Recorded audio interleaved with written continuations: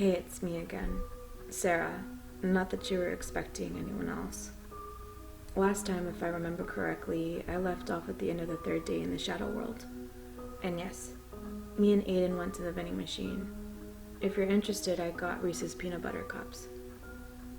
On the morning of my fourth day here, me and Aiden decided we needed to come up with a plan for the full moon. The full moon was due to come on my sixth day.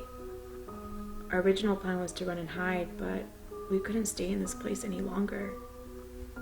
Our only problem was that we didn't know how to get those elevator doors open, and even if we did, we still didn't know how to get back to our reality.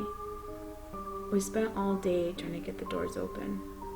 Alright, we've been doing this all day and we've tried multiple ways to get them open. It's pretty clear that nothing's gonna work, Aiden said in a calm voice. We're not stopping, Aiden. I don't know about you, but I have a family to get back to. I snapped at him. Sarah, you're not the only one who has a family to get back to. I have brothers, I have sisters, I have parents. I've been here for months, so don't go thinking you're the only one who misses people. You're nothing special.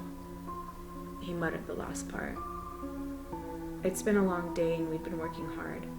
Aiden went and sat around the other side of the elevator. I stayed stood up and scanned the closed door, up and down, left and right, until something caught my eye. It was a keypad. Yes, I thought it was unusual that it was on the outside instead of the inside, but I didn't care. It was a chance and I was taking it. Hey, this wasn't here before, was it? I said to Aiden. He looked up at me. You talk too much. It's like hearing yap, yap, yap in my ear every 5 minutes. He was in a bad mood, I think. I frowned at him and sat opposite him. You might be onto something, Yappy. It took me hours to get to sleep that night as the shadows were singing louder than usual. On the 5th day, we were more stressed out than usual. It was a full moon the next day. We tried all day pressing random buttons on the keypad, hoping for a miracle. Some of you asked me why we didn't try the elevator doors on the other floors. We did, but it was like every time we moved close to the door, it would move further away. Me and Aiden had a plan. If everything went our way, then we'd figure out the code to open the door and find a way back home. Then we'd be out of this hellhole. If things didn't go our way, on the full moon when the knights come to fetch our souls, hopefully they'd use the elevator to get to our floor, then we'd jump in and go home. Stupid plan, I know, but what did we have to lose? Nothing. So, what if we don't find the codes and the knight decides to use the stairs? I asked. Then we die, he shrugged. Why can't we hide in one of the rooms? I laughed. Because it's not safe, he said bluntly. He sat down against the wall. Are you sure there's not been any numbers in your dreams that have stood out to you?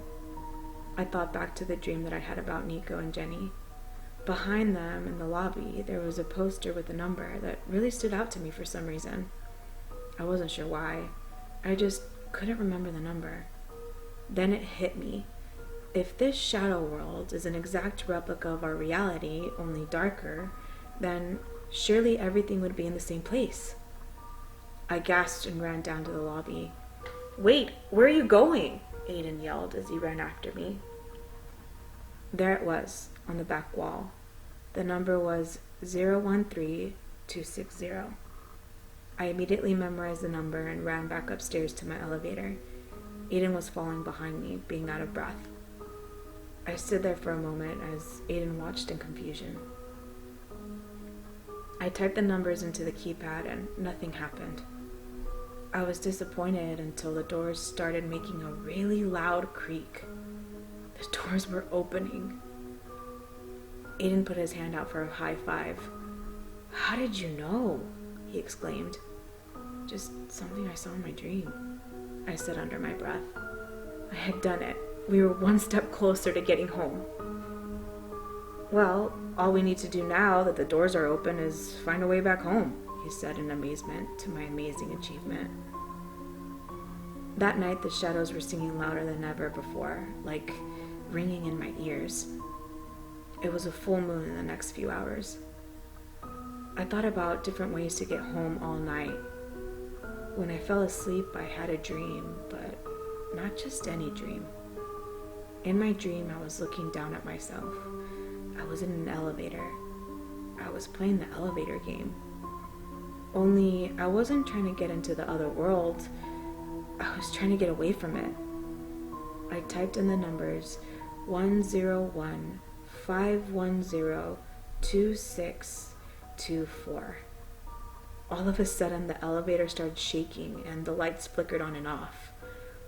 Every time the lights flickered back on, it was a different person in the elevator. Me, Nico, Jenny, Aiden, some other boy who looked about 18, then back to me. Then everything stopped and it was back to me. The elevator doors opened and I walked out into the hotel lobby. Could that have been the way home?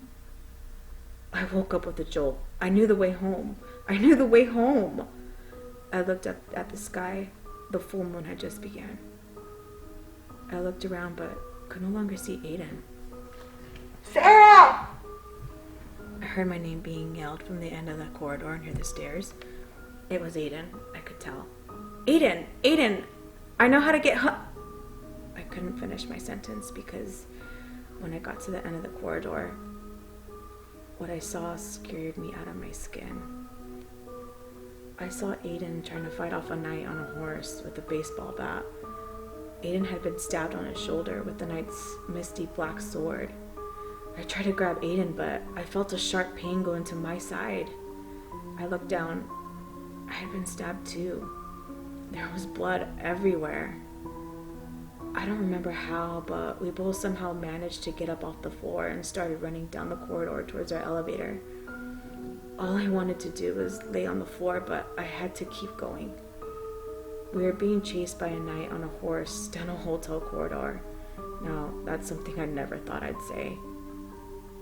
When we got in the elevator, I looked at Aiden and he looked at me. He was pale and bloody, and so was I. If you're gonna do something, I think you should do it now, yappy girl. He groaned as he leaned against the elevator wall. I pressed the numbers. 101-510-2624. We could hear the night getting closer and closer and closer. Thankfully, the doors began to shut.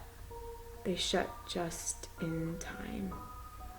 Me and Aiden were breathing heavily as the elevator slowly descended. The lights began flickering and I started to feel lightheaded and dizzy. The last thing I remember was looking down and seeing Aiden on the ground unconscious. Then all I saw was black.